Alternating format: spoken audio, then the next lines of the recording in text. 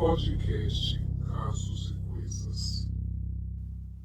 Olá, meu nome é Bruna e esse é meu podcast sobre casos reais e coisas estranhas. Toda semana trarei alguma história diferente para você ouvir. Para sugestões e críticas, pode me mandar um e-mail para casosecoisas@hotmail.com. Esse áudio também estará disponível no canal no YouTube Bruna Bonsangue. Obrigada pela visita e divirta-se. Podcast da semana: A Fera da Penha. O ano era 1960. O casal Antônio e Nilza moravam com suas duas filhas pequenas, no bairro Piedade, no Rio de Janeiro.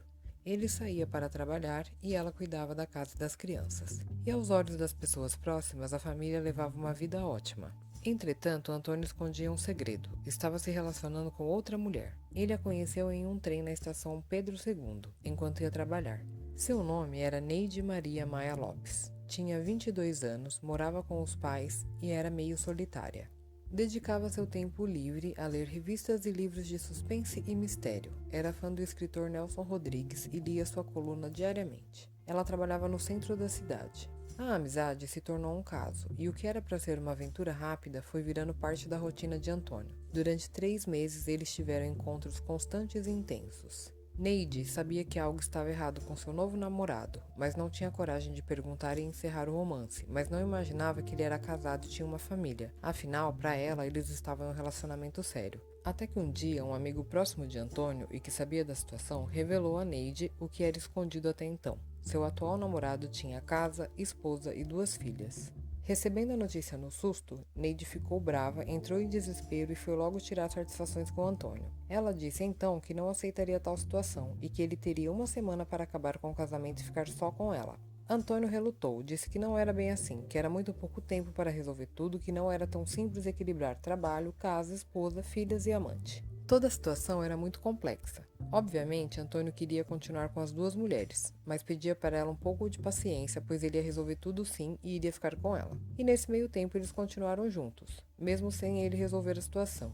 O tempo foi passando e Neide percebeu que nada tinha sido feito para mudar a situação e percebeu que ele não ia acabar o casamento para ficar com ela. Então, nesse momento, nasce uma ideia e ela começa a arquitetar um plano que durou 6 meses. Descobriu aonde a família de Antônio morava, cercou a residência, anotou hábitos e conheceu bem o rosto de sua rival, Nilza.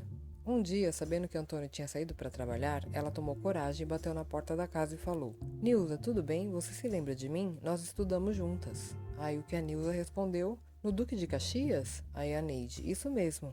Era a deixa que a Neide precisava. E foi com essa história inventada que se aproximou da esposa e conquistou sua confiança. A Neide também disse a Nilza que era apaixonada por seu irmão e queria ajuda para conquistá-lo. Assim ela poderia se aproximar mais ainda da família. Ela também conheceu as crianças, Tânia e Solange, 2 adoráveis meninas. Aos poucos, e com perguntas certeiras, Neide ia descobrindo tudo o que precisava para dar o próximo passo em seu plano. Certo dia perguntou para Nilza do que Antônio mais gostava no mundo. Sem nem imaginar o mal que estava por vir, ela respondeu que a pequena Tânia era a luz dos olhos do pai. Foi aí que Neide teve, pela primeira vez, o pensamento que mudaria para sempre a vida de todos os envolvidos no caso. Ela decidiu então que precisava se aproximar mais da garota, levando doces e presentes. A menina até a chamava de tia. Na cabeça de Neide, Antônio não separava da esposa por causa da filha. Se não tivesse filha, não teria mais casamento. Os meses se passaram. Em um dos encontros com Antônio, Neide se levantou da cama e disparou: Antônio, você gosta mesmo da Nilza? Assustado com a revelação de que sua amante sabia o nome da esposa, Antônio tentou entender a situação. Ela então contou que já havia estado na casa dele e conhecido suas filhas. Não satisfeita, a mulher ameaçou: Ou você termina com sua esposa ou eu mato a sua família inteira. Antônio não acreditou nessa intimidação nem por um segundo. Levantou-se e, como sempre, chegou em casa como se nada tivesse acontecido. O crime. No início da tarde de 30 de junho de 1960, Taninha, como era chamada carinhosamente a menina de apenas 4 anos, não queria ir à escola. Contrariada, ela foi levada pela mãe para a casa que servia de centro de ensino. Durante a tarde, uma vizinha recebeu um telefonema. Era um recado da mãe de Tânia. Ela se encaminhou à escola e avisou a diretora que uma amiga de Nilza iria buscar a criança. Sem que ninguém desconfiasse de nada, Neide se dirigiu ao Instituto Joemar. Lá, se passando por Odete, conseguiu ludibriar funcionários e retirou Tânia das mãos da própria responsável pela escola. Ela perambulou com a criança durante o final da tarde e início da noite pelo bairro da Penha. Ao chegar ao instituto por volta das 14 horas para levar a merenda de Tânia, Nilza descobriu que sua filha havia sido retirada por outra mulher e ficou desesperada, e assim comunicou o sequestro à polícia.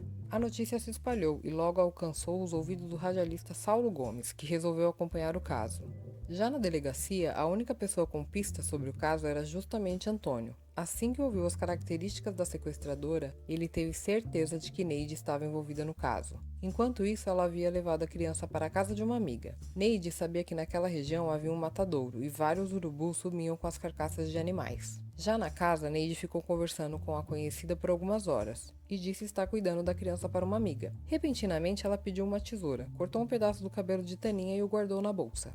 As duas deixaram a casa por volta das 8 da noite. Passaram em uma venda e Neide comprou uma garrafa de álcool. Curiosa, a criança perguntou o que era aquilo, e sem hesitar ela respondeu que Taninha ficaria doente e aquilo seria um remédio. Depois, Neide leva a Tânia a um galpão do matadouro da Penha. Elas adentraram no matadouro e enquanto a criança pedia para voltar para a mãe, Neide pegou uma arma calibre 32 e atirou a queima-roupa. Em seguida, despejou o álcool no corpo da garota e ateou fogo, evadindo-se do local pouco tempo depois. Funcionários escutaram o disparo e descobriram o corpo da criança em chamas. Porém, quando a polícia chegou, nada mais podia ser feito. O corpo de Tânia estampou os jornais do dia seguinte, comovendo toda a população. Neide deixou o local e foi para casa, sem saber que a polícia já a aguardava. Às 22h30, ela foi surpreendida pelos oficiais e teve a bolsa revistada. A arma do crime estava lá, assim como a mecha de Tânia. Investigações. Durante investigações sobre o sequestro de sua filha Tânia, Antônio confessa à polícia que manteve um relacionamento extraconjugal com Neide durante 6 meses, o que leva a polícia a detê-la para averiguações durante todo o dia 1º de julho.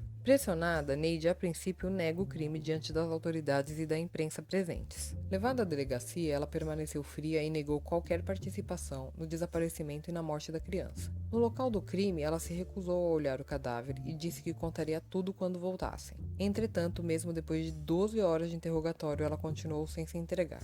Nesse momento, entrou em cena o radialista Saulo. Com autorização para fazer uma entrevista com a jovem, ele perguntou o motivo pelo qual ela havia cometido o crime. Para a surpresa de todos, ela respondeu: "Por que você está me perguntando isso? Quer saber? Eu só não matei a família toda porque não tive tempo." Depois de horas em silêncio, ela usou a oportunidade para contar em detalhes tudo o que havia acontecido desde o seu primeiro encontro com Antônio.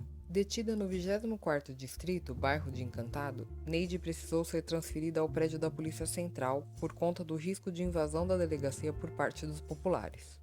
Durante a transferência, cerca de 300 pessoas depredaram uma viatura da polícia utilizada para despistar a viatura que conduzia a criminosa. Nesse momento, a imprensa cria a alcunha de "A Fera da Penha" para batizar o caso. Alguns dias depois, a polícia cancelou a reconstituição do caso após centenas de moradores da Penha terem se organizado para linchar Neide no local do crime. Após alguns dias detida na Polícia Central, a assassina foi transferida para a penitenciária Lemos Brito, em Bangu. Julgamento. O julgamento ocorreu entre 4 e 5 de outubro de 1963. Após 16 horas de sessão, o júri votou pela condenação de Neide, pelo sequestro e pelo homicídio. O juiz Bandeira Estampa, presidente do 2º Tribunal do Júri, proferiu a sentença de 33 anos de prisão, em regime fechado. Por conta da pena ter ultrapassado mais de 20 anos, um segundo julgamento foi solicitado pelo advogado da defesa. Esse julgamento ocorreu apenas entre 20 e 21 de abril de 1964. Esse segundo julgamento apenas confirmou a sentença. A decisão do julgamento só seria confirmada pela Justiça em 1966. Neide foi condenada a 33 anos de prisão, mas só cumpriu 15. Nesse tempo, permaneceu na cadeia acompanhada de uma pequena boneca, que ela tratava como filha. Viveu durante muitos anos em companhia dos pais até o falecimento deles. Consequências. Hoje, aos 79 anos, ela vive sozinha na zona norte do Rio. Os vizinhos dizem que ela é uma mulher muito solitária, que quase não sai de casa. A menos de 2 quilômetros de distância vive Antônio e Nilza, que continuaram casados e tiveram outros 3 filhos. A família cresceu ainda mais, com 6 netos e 2 bisnetos. O matadouro virou praça e ganhou uma placa que lembra a tragédia. Até hoje, o túmulo de Tânia, no cemitério de Inhaúma, recebe muitos presentes e homenagem de pessoas que acreditam que a menina virou santa. Cultura popular. O caso da Fera da Penha causou grande impacto na sociedade brasileira na década de 60, tendo sido retratado nos principais jornais e revistas do país, além de ter sido relatado em livros e utilizado como base para filmes e programas de televisão. O interesse pelo caso foi diminuindo nas décadas seguintes, de forma que acabou caindo no esquecimento. Filmes. Crime de Amor, 1965, de Rex Enslake. O Lobo Atrás da Porta, de 2013, de Fernando Coimbra. Televisão. Culpado ou Inocente, Rede Bandeirantes e Linha Direta Justiça, Rede Globo. Livros. Os Olhos Dourados do Ódio, de José Carlos Oliveira. Características do Crime Esquizofrênico, de José Alves Garcia. Alguns Casos de Polícia, de José Monteiro. Crimes que Abalaram o Brasil, de Marcelo F. de Barros, Wilson Aquino, Jorge Moura e Flávio Araújo. E Mulheres do Brasil, a História Não Contada, de Paulo Resutti. Espero que tenham gostado do caso de hoje. Me sigam nas redes sociais disponíveis na descrição do canal no YouTube, canal Bruna Bonsangue. Obrigada por ouvir e até o próximo podcast.